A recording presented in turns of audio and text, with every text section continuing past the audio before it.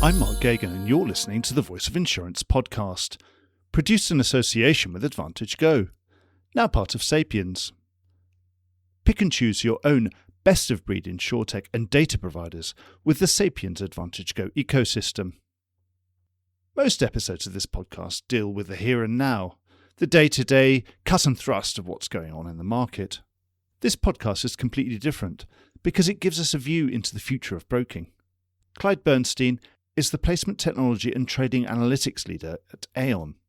And in the first half of this podcast, we examine the global broker's new digital placement exchange, DPX, placing system, designed to automate the placing of following lines. Once that essential building block of the conversation is out of the way, the interview really begins to take off. What Aon is in the middle of doing is removing friction and costs from the placing process, while fully connecting all its brokers with the whole global market and all the insights the vast amount of risk and market data it has at its disposal can afford. Exploring the logical, medium and long-term consequences for the market is the really interesting part of our discussion. The transformation is profound. A market with far greater liquidity, access to deeper pools of capital, and an ability to trade risk much faster and more efficiently is what emerges. Productivity, customer service and product innovation should also surge. The role of the broker could also change fundamentally. But the best thing about this conversation is not the clarity of the blue sky thinking on display, but rather the fact that the person shaping the vision is resolutely a broker and not a technologist. In his long career, Clyde has brokered claims, reinsurance and specialty risks. He's one of us, a lifelong broker who has learnt to engage with cutting-edge technology and not the other way around. This means that our discussion is always grounded from the perspective of the real life of a broker solving client problems, and not the utopian vision of a technologist who has never placed a risk or paid a claim.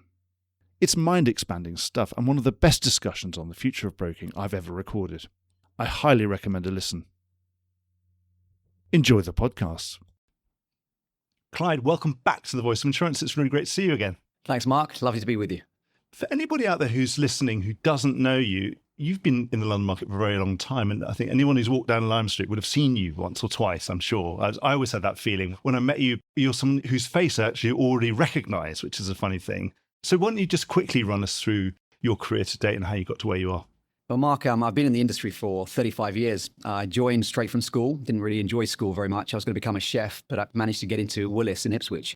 So I started to do some extracurricular activity. And I moved from Ipswich to London and I started placing claims in the London market. A little bit later, I went to secondment into Madrid. I wanted to learn Spanish. And our chief broking officer at the time said to me, you should go over there and learn that skill. So I spent 4 months overseas, came back. That was the catalyst to placement.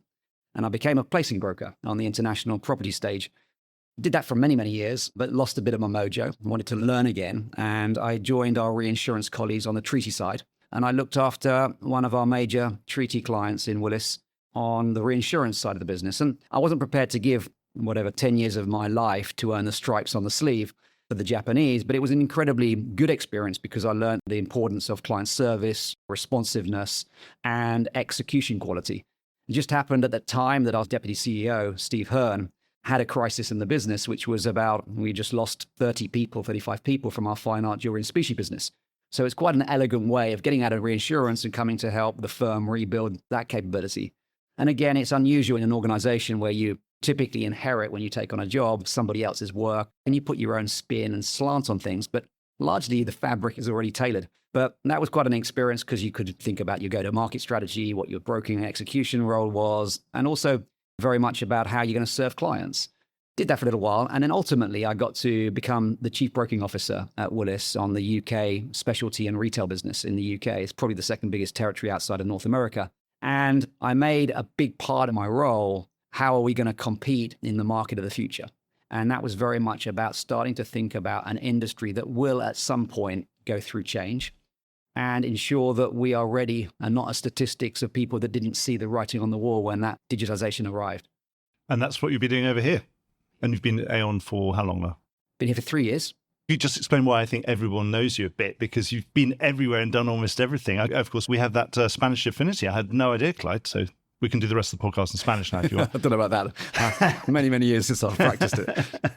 So we're really here to talk about what caught my eye and the reason why we've got this podcast organised is Aon Digital Placement Exchange. This has been your sort of life's work for the last few years.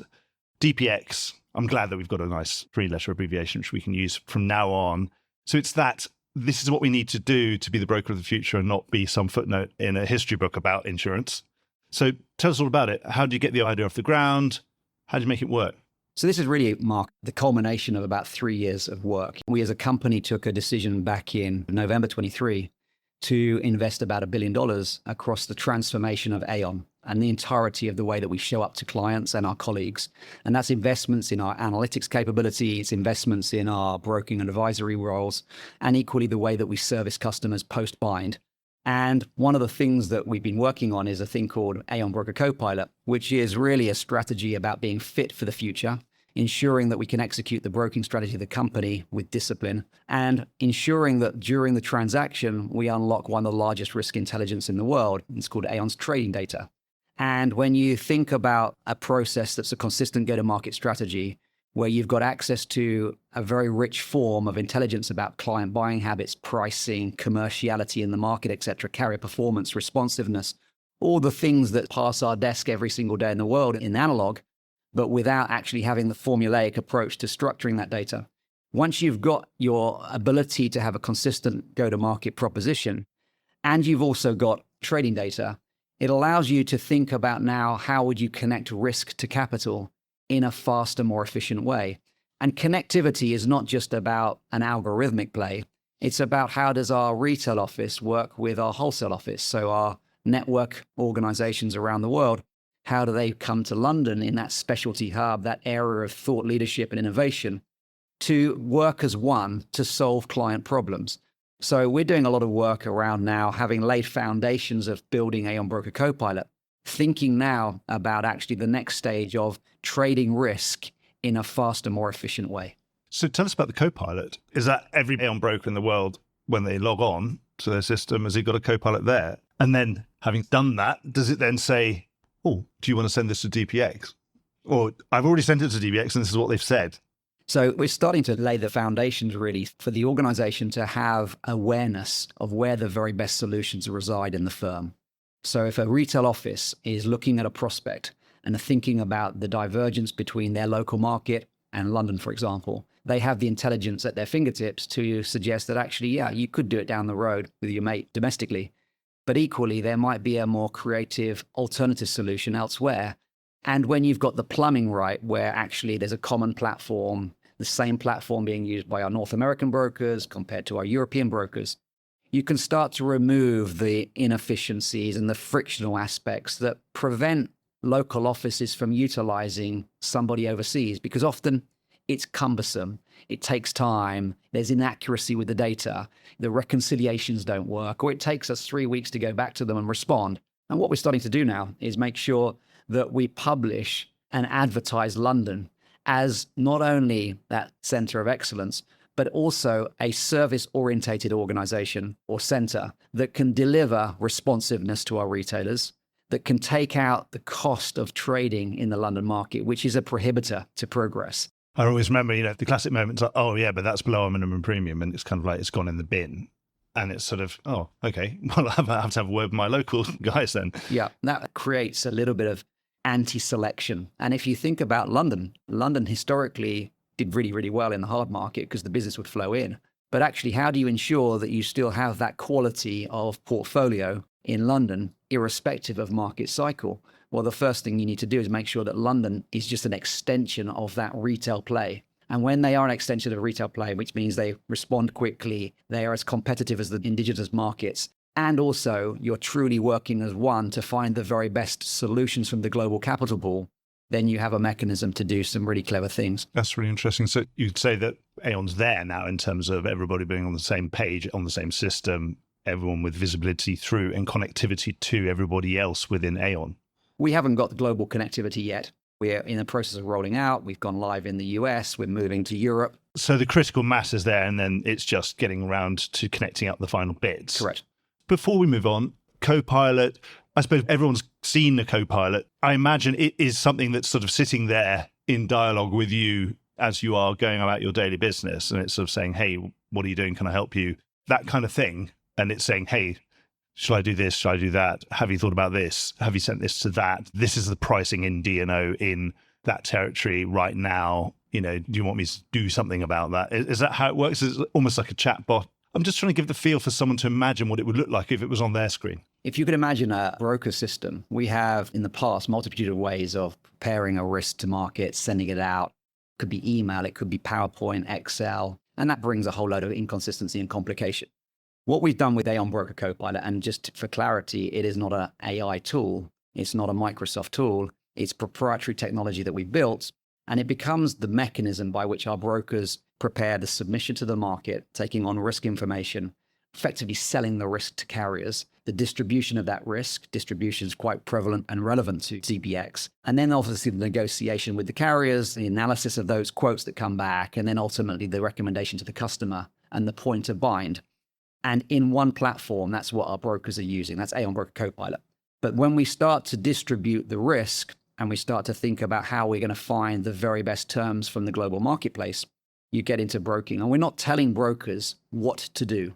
What we're starting to do now is give them a common platform where the intelligence of the company, that trading data, is at their fingertips, so they can actually make data-informed decisions about markets. Things that would have taken them 3 months to find out about is now available in the platform. And increasingly, that is going to be used to adjudicate, evaluate markets, and look at actually who are performing at the very highest levels for our customers. And when we have that type of decision-making process instilled in a platform, we start to execute a broking strategy consistently, but we truly do find the very, very best carriers for our clients' business. This is obviously sort of qualitative as well as quantitative. Presumably it's talking about the coverages. Often one of the other reasons people come to London is because you can get a cover that you can't get locally. And so that's all sort of part of the conversation. Yeah, correct. Because let's take a classic product or facility. A lot of time is built curating it. There's a lot of work between the carrier, the wordings expert, the broker, to try and address a market problem. And eventually you get something off the ground if you can get over the fact that there's no historical pricing or there's no historical claims activity, especially on emerging risk. And you build this thing called best of class. Theoretically, it should be better than what's on the shelf. But how do you ensure that that actually gets completely used all of the time? It actually has the flow, it executes on its promise. And that becomes a marketing thing, which is the same broker is also the person that writes the flyer, who's the sort of person that's got to take it around the world and sell it. Well, when you're in a common platform now, and you truly do have what is considered to be the very best solution available to a client, the moment the client's risk profile starts to align to these types of solutions that are available, they're broadcast, they're advertised. And of course, it's a brave retailer that ignores this thing that might sit in a different region, in a different territory, that truly is the very best solution for their client's business. That's great. So let's get more specific about DPX itself. How does it work? At least, what does it look like? What's the main sort of architecture and the structure of how it works? Sure. When we took the decision to transform the firm, we simplified the company. And one of the first things we did was we effectively built risk capital and human capital. We simplified the organizational structure. And that allowed us to work much more closely with capabilities and skills that sit other parts of the organization. And one of those skills is our strategic technology group. These are people that advise insurers around capital management, pricing, business strategy, etc. And we asked them to say, look, at the point where we secure lead terms, do we want to continue to pound the streets, having 10 different conversations, possibly causing more risk to the firm because you worry about the data integrity and the quality, but also that hugely inefficient process of repeating and getting somebody else to mark the homework of someone that the client's happy with? So we asked them to help us build a model, and we call it an algorithmic model, where the carriers retain their ability to set their appetite, to express their view of risk. And increasingly, view of risk becomes far, far broader in today's world with the availability of data. If you think about what used to happen is a broker knew everything or the insured knew everything about the risk. Today, an insurer can know everything about the risk. It's available on the ether. So when you start to think about your attitudes to risk selection, actually the parameters that you might now use to consider a risk and differentiate between one risk and another is quite broad. So we built a model that gives an underwriter flexibility to express their appetite and change that appetite as and when they need to do so. And then Aon Broker Copilot as the submission engine, which is a way of getting a client's risk from Aon into a carrier. We send that submission to the model and we get a response in seconds from following markets. But the unique thing about it is that the carriers are keeping their pen. They're not delegating their authority away completely. Yes, they have to accept that this is the lead price that they're being offered and the terms and conditions with it. But the model is flexible enough for them to really take a view on whether they like the risk. Is it adequately priced according to their own aspirations? Does it have the risk characteristics, the construction, the protection, the engineering qualities that actually is going to allow them to go long on that risk or short? And that hybrid model of retaining authority where you can flex your line size based on characteristics is quite unique, and we're quite proud of that. When you're building something like this, I suppose, is there a moment where you have to say, we have to streamline some parts of this? We can't accommodate every whim and every little nuance that every underwriter in the world has. If you go to every underwriter, they might have one or two things that are slightly different from every other underwriter. When you're building a system, would it make it too unwieldy to try and accommodate all of them? So there has to come a point, presumably, where you have to streamline things and say, well, yeah, I know you've got that little whim where you want to know what colour the door is, and you seem to think that is pertinent to the risk, but no one else does. So at some point for them, if they sign up to DPW, do you find that they have to make some kind of compromise, that they have to accept there is a certain amount of streamlining? So the day one model that we took to market is, as I say, highly, highly flexible, and not one carrier across the many that we've discussed have questioned the fidelity of that model. So it does effectively replicate what their underwriters do today. So it's well thought through and designed. So it's got enough of a palette they can sort of blend the colours exactly the way they want them. Correct. But what I would expect over time is, as analytics improves and awareness about correlations of things that influence performance, profitability, changing landscapes in industry sectors, etc., root cause analysis on claims, when you start to take feeds from that availability of insight, people are going to have a slightly different view. They've seen something in the tea leaves different to another underwriter. And that's how you outcompete. That's how you start to make money when other people are pulling back, but you can still stay in and show that continuity of capital. So this model will evolve, but on day one, it was broad enough not to get into that impediment where you can't accelerate its rollout because you're trying to be all things to all people. And what's in scope for the system at the moment? And how many markets have you got signed up? We've got a lot of markets. You'll see some press releases come out over the next few months. But we're starting with our US national property business. It's a highly capital intensive line of business. It starts in the US because it aligns to Aon Broker Copilot risk submission. So we can ensure that the model has a high degree of fidelity in terms of risk data, is supported by this structured risk submission that we're building in our retail environment in the US on Copilot. So we start there, but of course, this becomes, to my point about a consistency of go-to-market proposition. If our broking strategy is to deliver responsive service to our clients, to return the benefit of investments in technology to customers so they have a better experience at a lower cost of trade, this becomes the mechanism by which we're going to place our following market business. So as we have open market opportunity where we're syndicating the risk, we should ensure that we're using the routes that are highly efficient, responsive, and also are sustainable business models that are going to allow London to have a role in the future. So it sounds like the world's your oyster as everything gets connected. In a couple of years' time, when you're fully connected, say every single Aon broker anywhere on earth is connected to this and is also connected to DPX. Is it right to say that the scope could be anything that Aon brokes? Perhaps the other way of looking at it is what's obviously out of scope. So out of scope on day one, there are going to be some risk classes that are at the moment just quite gritty. And to your point earlier about, are we going to spend too long trying to customize the solution and then not get to scale and acceleration? You could see that. Because property is big enough. You could see that in casualty, for example. At the moment, some of the challenges around casualty as a class, it might not be quite conducive to doing algorithmic trading on day one. But our product lines are broad. If we look at what we place in the London market, and Aon Client Treaty is a good example of that. It's a multi-class tracker in every line of business that we handle in the London market.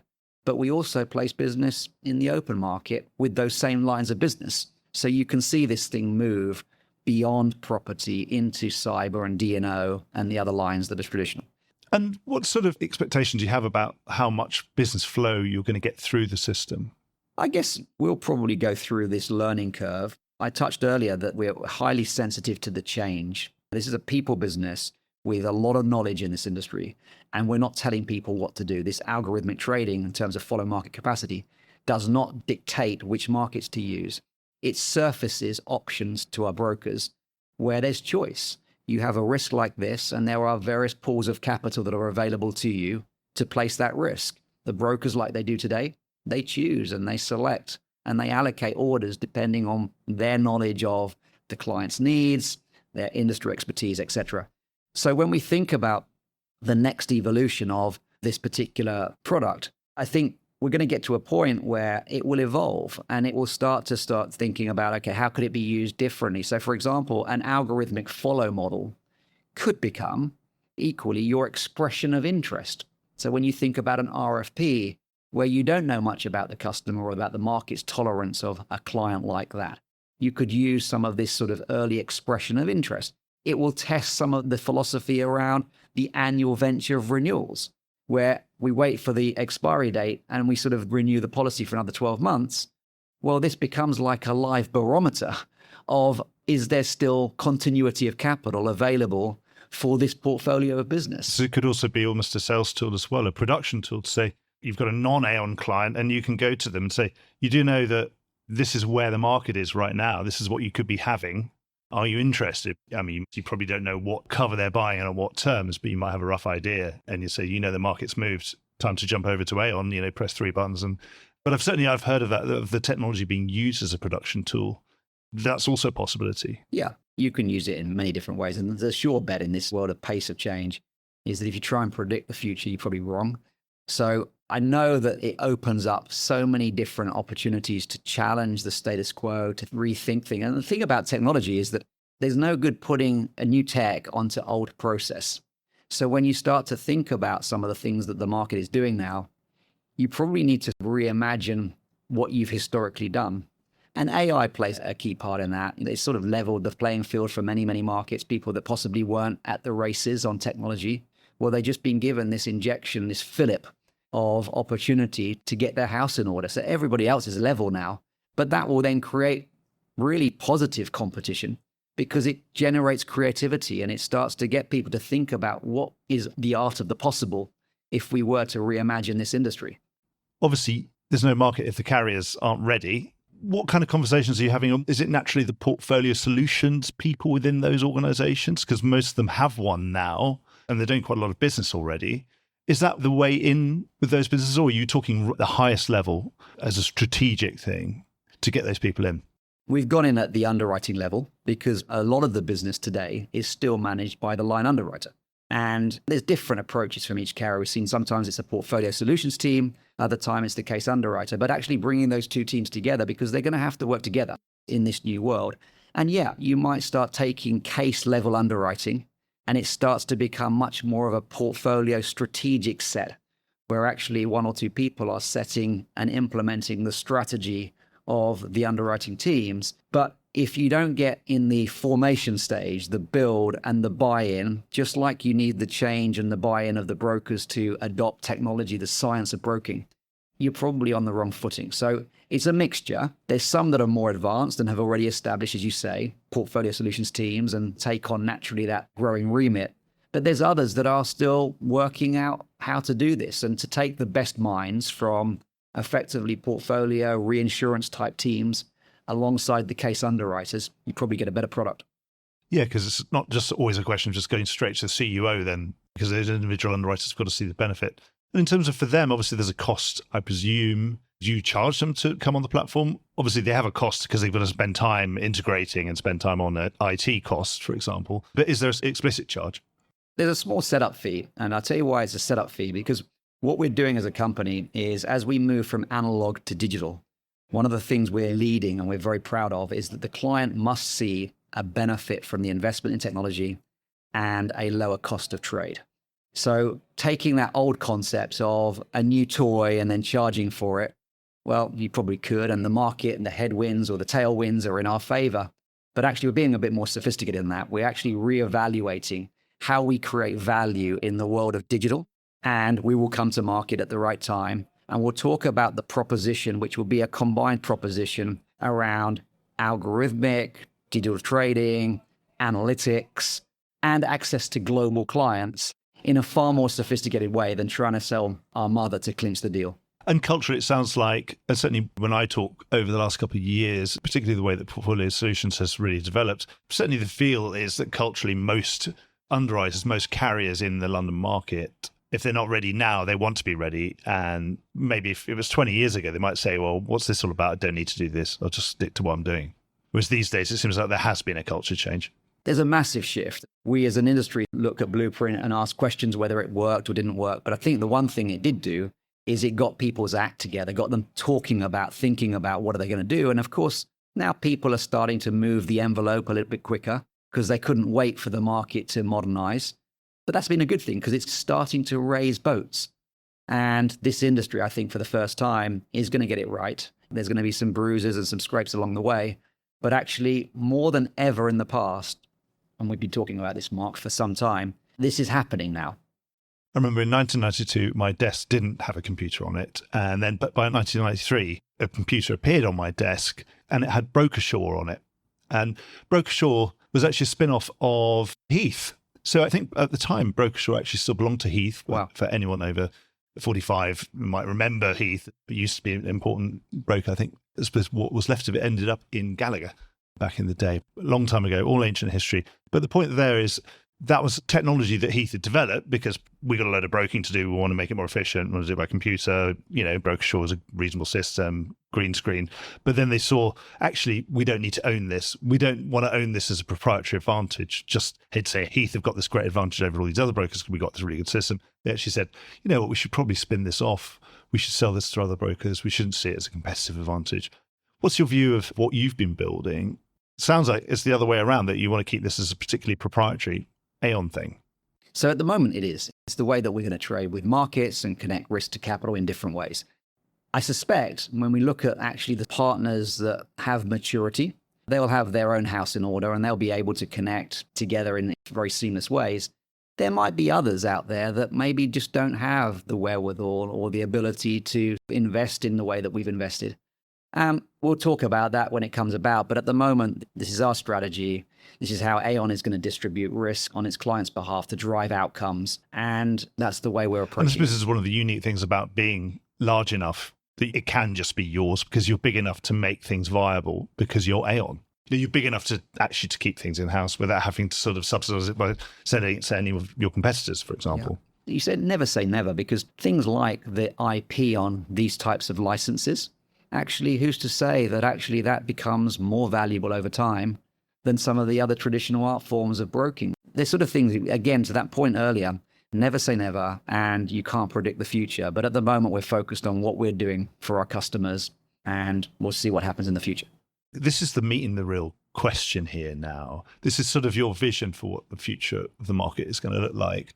So, I mean, how is it going to be? I mean, you've already got the Aon Client Treaty. I'm just imagining this broker. You've got this lead line. You've got Aon Client Treaty again, which is the sort of ballast that 30% is already placed. You've got a lead line, whatever that is, 10, 15, 20. And so you've only got 50% to place. Is everything else going to be DPX? Will we tend to a moment where lead line, and it's effectively leader only because there's Aon Client Treaty behind, and then immediately following is all the DPX capacity. Is that the way it's going to be, do you think? Well, we haven't specified allocations of percentages that are being placed in a particular way, but that concept of finding the very best leaders for your client's business, applying your best of class facility, and then finding follow market capacity at a touch of a button quickly and smartly, that is sound. That drives your broking strategy. I suspect when we think about access to capital, when it's really, really easy to test the globe and to get a decision in seconds from following markets, we're going to have challenges around things like oversubscription. So how do you deal with now you've got a certain amount of capacity in different funds? You could imagine the broker starts to become much more of a fund manager in that respect and starting to become like a buy-side analyst, which looks at the counterparty risk across those platforms and starts to think about, how do I preserve continuity of capital? So that's a change of mindset, because before it was like drive and drive and drive the lowest common denominator. Problem with that, it might work for you today, but when you come to renewal and you've got a problem with your client, you look quite silly. So we want to drive continuity of capital. So the brokers are going to have to start thinking about how to allocate the shares and show that actually they have the awareness to ensure that there is an ability to preserve the Aon client treaty when it's looking a little bit underweight, or allocating some more funds to the hybrid, not the tracker, but the active investing element of Smart Follow, because that's the way the cycle's going. And if we don't start to do that, we're going to have, again, egg on our face.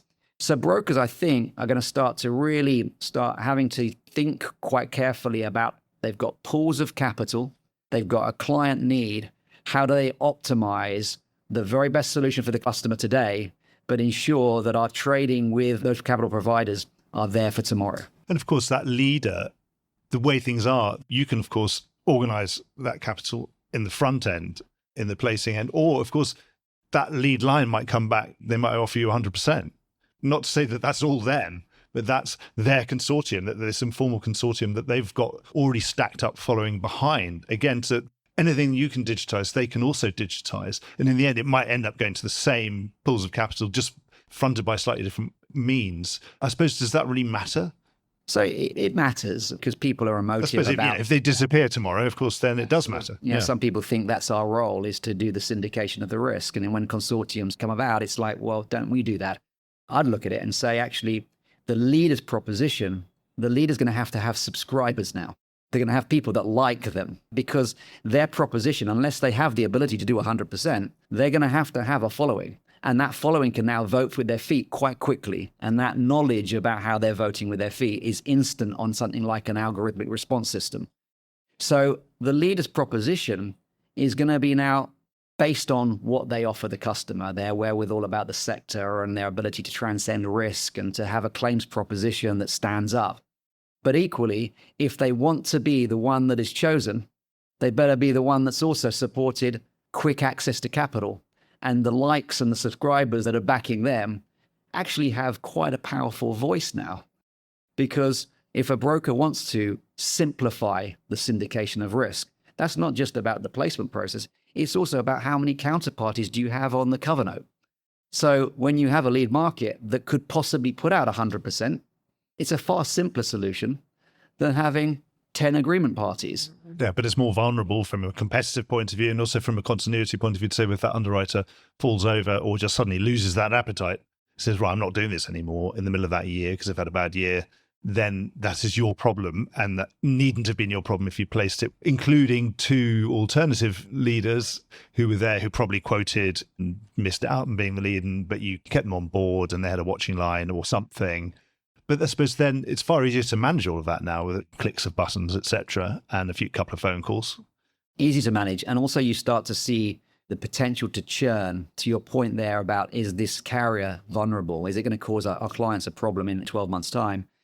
That doesn't just happen overnight. It actually is something that typically you see in their changing response. Yeah, you kind of hear whispers about it as well, and the data informs you. Yeah. So you can start to choreograph a strategy with a customer that 12 months out is starting to think about, how do we hedge a little bit of protection against possibly what this carrier might do to us in 12 months' time. And it sounds like AI could be a good thing there also, to say, hey, Mark, I love the way you've constructed this placement. Apart from, have you thought, what about sustainability? Obviously, you've easily got the best terms. It's about 30% cheaper. The client's going to be over the moon. But then strategically, is this the right thing to do, given that that market you've just placed it with, we know that they're not 100%.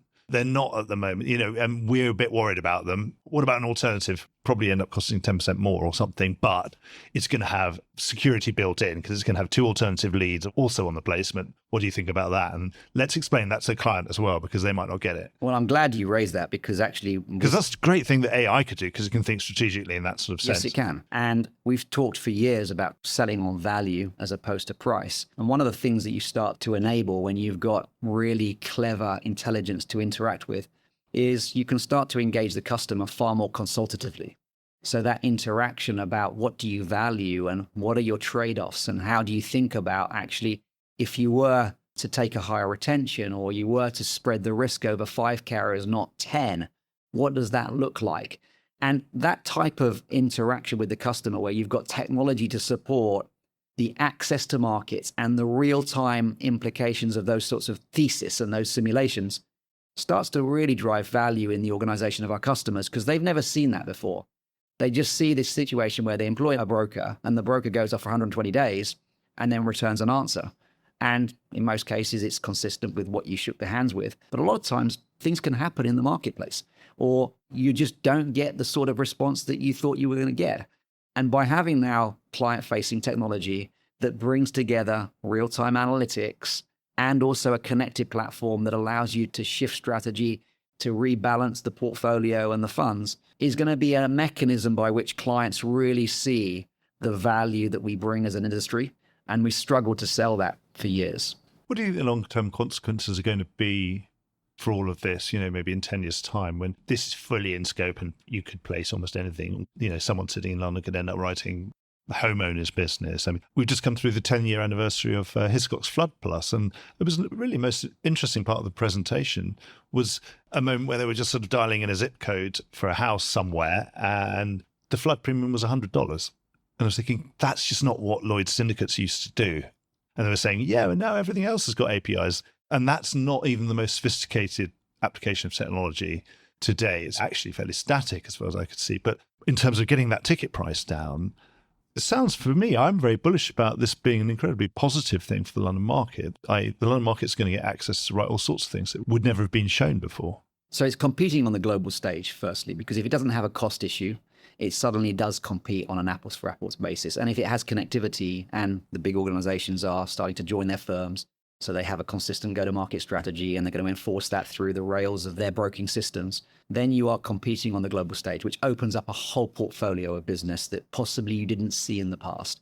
But if I fast forward many years, we think about the protection gap and the fact that we have to ensure that traditional capacity lasts its test of time, which means actually that true partnership of making sure that you're price proximate, you're giving the clients the very best deal, but equally you're going to be around for tomorrow.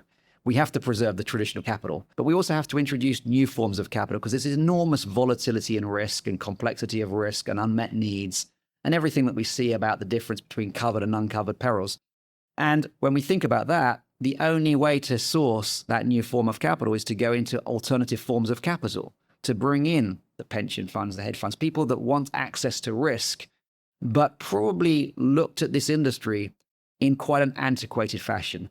The liquidity of how do I enter and exit the market elegantly? How do I ensure that there's a buyer on the other side of the line at any day of the year for me to say, do you know what? I'm moving my asset base from this class to this class. And when you think about just the buckets of capital, whether it's trackers, passive investing, active investing with smart follow, etc., then actually you're starting to give the mechanisms for capital markets to have transparency of pricing, access to liquidity, and also access to this alternative investment class that starts to look a bit more like financial services. And we have to provide those rails in order to bring new forms of capital to support this industry that desperately needs, or there's a growth play if we can actually multiply the size of the prize. Could Aon become a sort of Goldman Sachs, though, in that sense, of starting to warehouse some of this risk to provide that liquidity? I'm sure there's lots of people thinking about those sorts of things. Yeah, because, you're holding most of the cards. You've got all the clear understanding of where the risk is, what price it's being charged. You know everything about it. And also you're able to aggregate it into interesting pools that are wonderfully diversified. Again, obviously you've already got client treaty, for example. So, again, of course, that is officially structured as an MGA. Again, could you be managing some of that capital yourselves? Who knows? I think that's probably beyond your pay grade, though, isn't it, Clyde, at that point? But I don't want to get in any trouble. No trouble at all. What about efficiency? There must be a cost-benefit analysis sitting somewhere. You work for a large corporation. You don't just sign off on $1 billion if it's not going to save you many X that. What sort of efficiency, in your trials as businesses beginning to flow through the system that you're starting to get? With the Aon Broker Copilot, the whole business case, and I had a lot of questions from people internally about actually what are the cost benefit analysis, what's the efficiency, the savings, etc. Firstly, this is not a bums on seat exercise. We're not trying to reduce the number of brokers.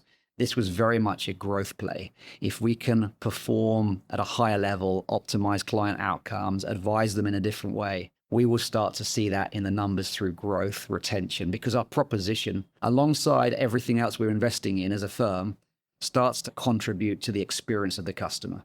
So this is a growth play, not an efficiency play. But when we think about the multiple times that we are duplicating work, and I'll give you an example. When we think about a risk submission that comes through Aon Broker Copilot, let's take the schedule of values. That schedule of values is the asset that is going to be used to perform the catastrophe modeling. And that catastrophe modeling has to be performed before you can start to do the pricing of the risk. And every single carrier is performing exactly the same exercise for a property risk. And they're all going to find at least 10 mistakes in this, huge list. Spot on, and they're all offshoring it, and they're all delaying their underwriting activity by 2 days, waiting for the response of that CAT modeling exercise. If Aon is doing that as part of its analyzer service, where we start to quantify exposure or clients' exposure to risk and model loss, why are we not taking that process that's highly effective, using similar models to what the market uses, and say, as a service, that just becomes available to you? Now, that is an example of efficiency, of taking away duplicative effort and process. It will reduce costs, unquestionably, but we have to look at all of those examples, and there's many, many more. And suppose you're taking on a tiny bit more E&O, that's the only other thing. But for efficiency, it's really interesting. So you're going to get the efficiency gains by being able to do 5 times as much. It's not that it's necessarily cheaper this way. Well, it probably is cheaper, but I haven't focused on that. It's not the point. It's not the so point. The idea is, how do we get to grow our business 5 times?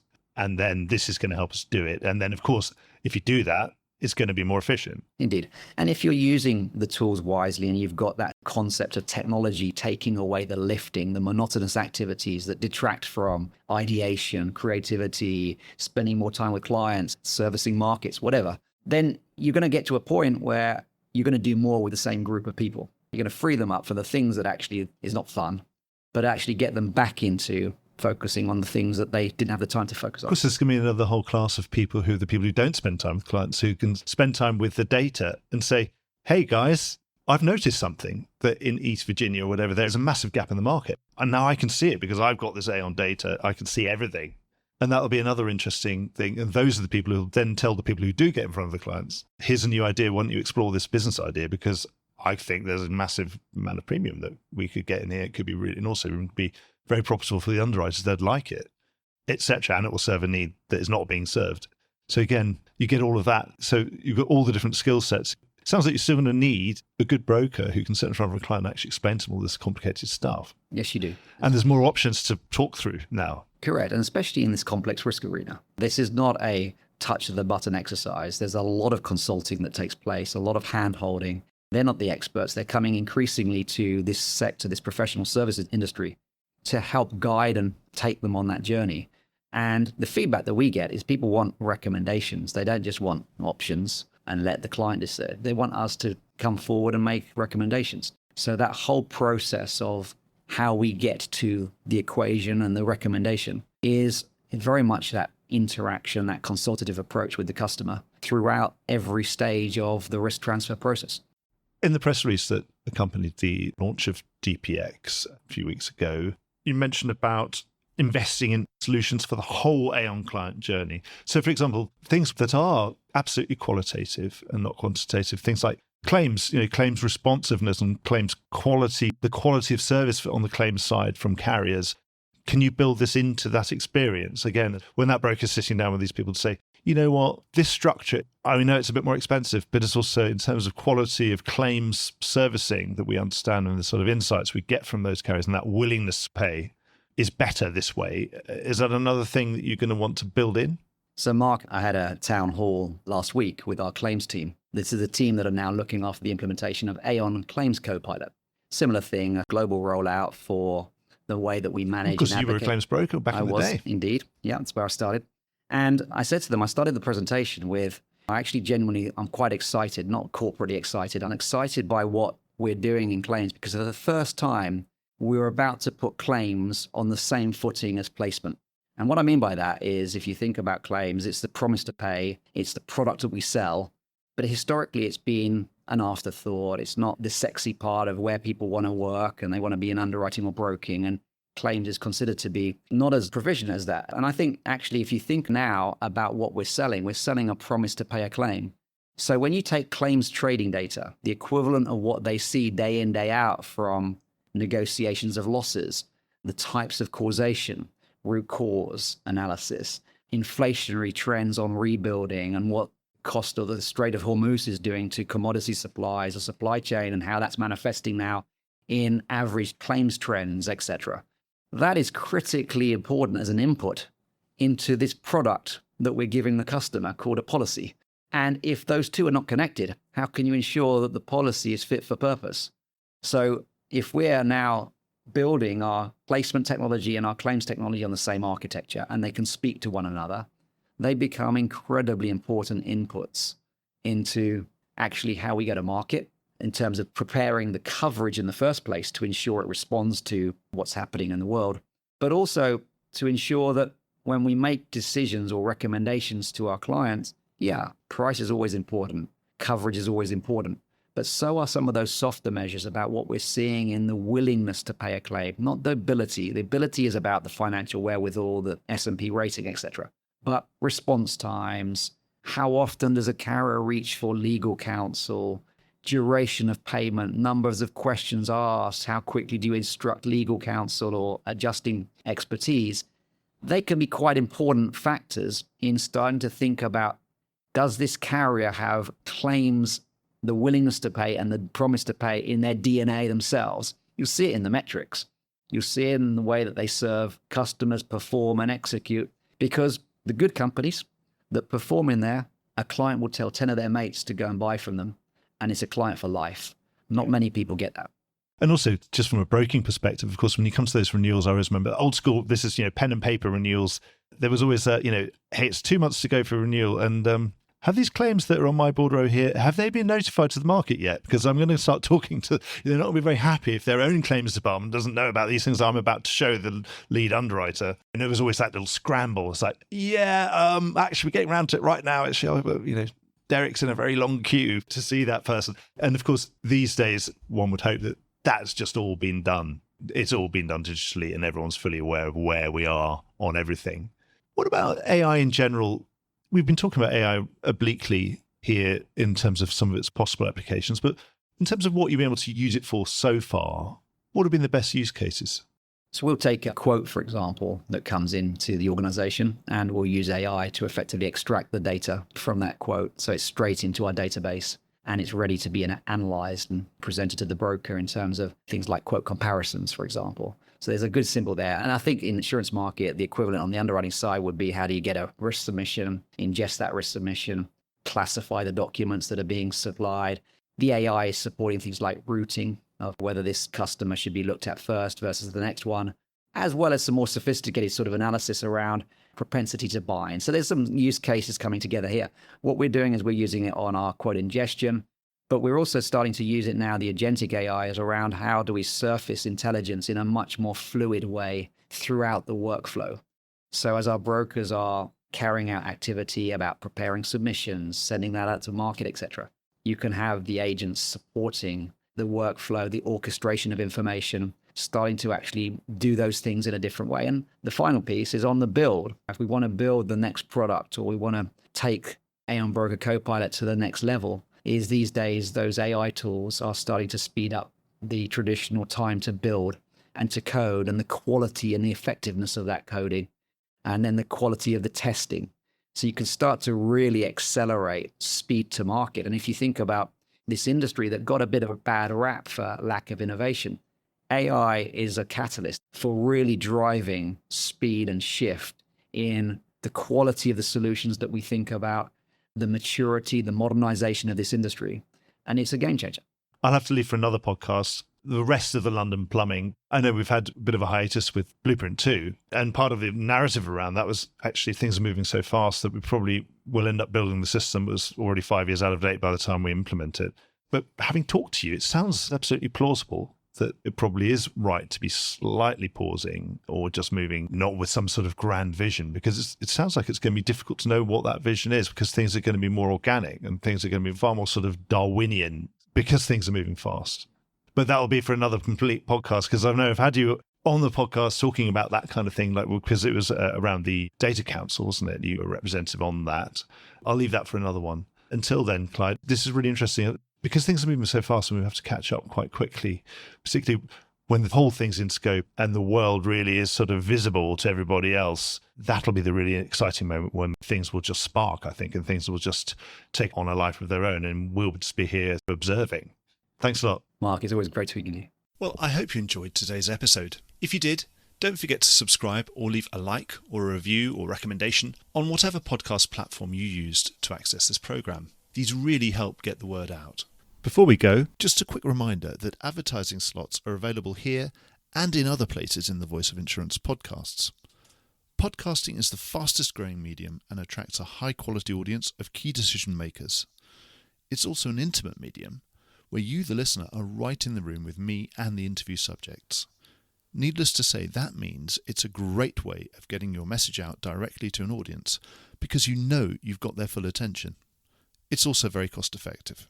So get in touch with Mark at thevoiceofinsurance.com to find out how you could be speaking directly to the industry. The Voice of Insurance is produced in association with Advantage Go. Release your underwriters to underwrite with Advantage Go's underwriting platform.